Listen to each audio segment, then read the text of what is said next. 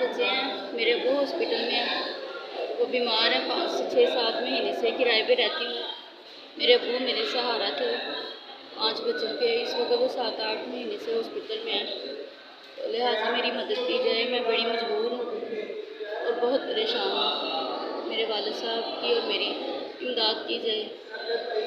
अल्लाह के बाद मैंने आपको अपना मुहाफ़िज़ ठहराया, मेहरबानी करके मेरी मदद की जाए।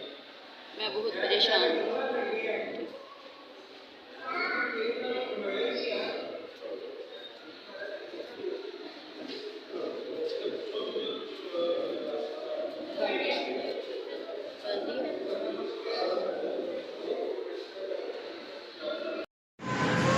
मैं SBS वालों की निहायत शुक्रिया अदा करती हूँ कि उन्होंने हमारी मदद की है।